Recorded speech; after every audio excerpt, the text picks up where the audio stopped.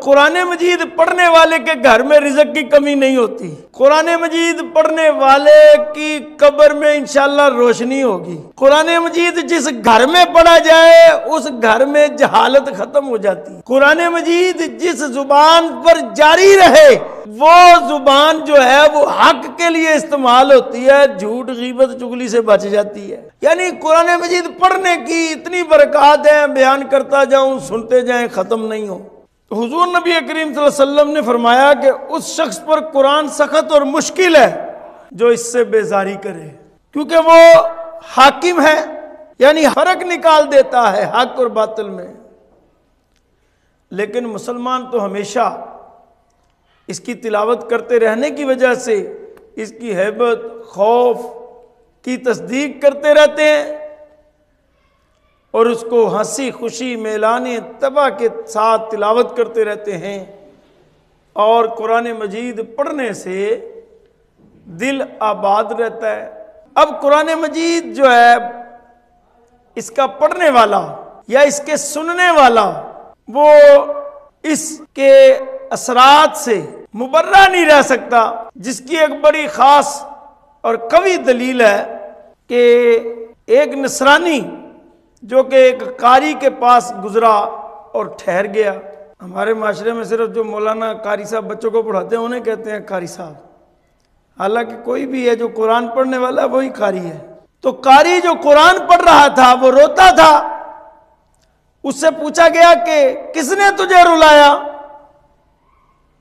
اس نے کہا اس کی خوشی اور اس کے نظم نے. اور یہی وہ قوت ہے جس کا ایک جماعت نے قبل اسلام اور بعد اسلام اعتراف کیا. اب قرآن مجید کی یہ ایک آیت ہے، لو انزلنا ھذا القرآن علی جبل، اگر ہم یہ قرآن پہاڑ پر اتارتے تو ضرور اسے دیکھتا جھکا ہوا، پہاڑ بھی جھک جاتا. عتبہ جو بڑا سردار تھا مکے کا، بڑا نامور تھا، تو عتبہ نے، ایک روایت میں آتا ہے کہ حضور قرآن پڑھ رہے تھے، عتبہ نے سنا اور سن کر اس نے حضور کی قرابت داری کی وجہ سے حضور کے منہ پر ہاتھ رکھ دیا اور قسم دلاتے ہوئے کہا کہ بس کیجئے. جبکہ دوسری روایت میں آتا ہے کہ نبی کریم صلی اللہ علیہ وسلم پڑھ رہے تھے اور عتبہ اپنے دونوں ہاتھ پیٹھ کے پیچھے باندھے سن رہا تھا، یہاں تک کہ آپ آیت سجدہ تک پہنچے. آپ نے سجدہ کیا اور عتبہ کھڑا ہوا اور نہیں جانتا تھا کہ کدھر لوٹے یا اس کا جواب دے. وہ اپنے گھر میں گیا اور اپنی قوم کی طرف نہیں گیا. اسے سمجھ ہی نہ آئی کہ میں اب اس کے علاوہ اور کیا سنوں. اور یہاں تک کہ اس نے کہا کہ میں نے ایسا کلام واللہ پہلے کبھی نہیں سنا، میری سمجھ میں نہیں آیا کہ اس کا میں کیا جواب دوں. تو معلوم یہ ہوا کہ حضور کریم آقا علیہ الصلوۃ والسلام پر جو قرآن مجید نازل ہوا اور جو قرآن مجید آپ کے صحابہ کرام، آپ کے خلفاء، آپ کے تابعین اور آج تک جو قراء حضرات یا قاری حضرات یا عام مسلمان پڑھتے ہیں، اس قرآن مجید کی برکت سے دنیا میں بھی اور آخرت میں بھی ان کو حصہ ملتا ہے. اور پوری دنیا کے اندر قرآن مجید وہ واحد کتاب ہے جس کے اندر دنیا کے سب سے زیادہ مضمون موجود ہیں، موضوعات موجود ہیں، اور انسان کی پیدائش سے پہلے سے لے کر مرنے کے بعد تک کے تمام تر معاملات موجود ہیں. یہی اعجاز قرآن ہے جس کو ہمارے اکابرین نے لکھا ہے اپنی مختلف کتابوں میں. تو المختصر بات یہ ہے کہ حضرت عثمان بن عفان رضی اللہ تعالی عنہ جو تیسرے خلیفہ بھی ہیں اور داماد رسول اللہ صلی اللہ علیہ وسلم بھی ہیں، ذو النورین بھی ہیں، نبی رحمت تاجدار ختم نبوت صلی اللہ علیہ وسلم سے یہ روایت نقل فرماتے ہیں حدیث پاک کہ خیرکم من تعلم القرآن وعلمہ،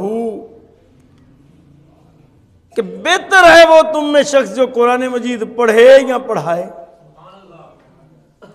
اب بہتر میں سے تو آپ کو کوئی اور نہیں ملے گا، باقی اعمال بھی کریں گے، لیکن جو بہتر فرما دیا نا حضور نے، ویسا بہتر اور کون ہو سکتا ہے؟